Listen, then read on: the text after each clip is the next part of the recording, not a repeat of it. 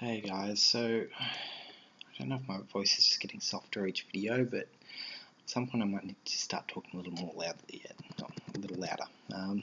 So what we need to do is we need to get rid of these bottom three lines. We're just going to go over the final logical operator, and it's just the not one. So we've sort of done this, we've done not equals to and all that, but what we're going to do now is we're going to do our just a simple not logical operator. Whoop, I need another bracket in there. And that's done just by putting a exclamation mark on the outside of the brackets of what you want to test, and if it's true, you want it to be true, and if it's not true, then you want it to be. Yeah.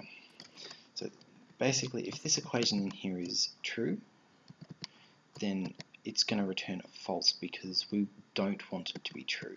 But if the equation in here is false, which, as you can see, 6 is not less than 2, or not less than or equal to 2, so we should get a true result. So we'll get 1 when I run this. There we go. So as you can see, now I'm going to grab this another 3 times. And what we're going to do is we're going to get rid of some of this stuff. We're just going to do 1 equals 2, 1 equals 1, and there we go. So what we'll do is we'll just run this out, and then we'll go over it. So we've got 1, 0, 0, 1.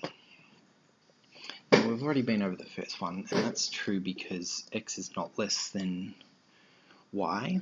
But the second one, x is greater than y, so that's true on the inside. But because we want it to not be true, or because we're using a not logical operator, we want this equation to be false, which will then return a true value. And down one, we've got 1 is equal to 1, which again, we don't want that to be true, so it's false. And finally, we've got 1 is equal to 2, which is false, which, because we're using the not operator, makes it true. So this might be the simplest one. Again, the logical operators and an OR are pretty simple as well, but this might be the simplest one. If we've got a correct equation and we've used the not function, we're going to be getting a false answer.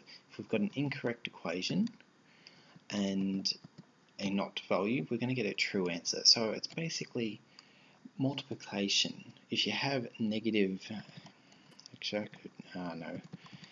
sorry, not C++ or Python, so I can't really just scribble out a little equation and just show you the answer. But if we have a negative times a positive, it's going to be a negative. But if you have a negative times a negative, it's going to be a positive. And essentially that's what this is. This is negative.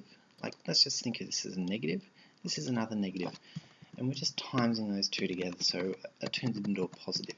Now this is a negative, but this is positive. This is true. So it becomes a negative.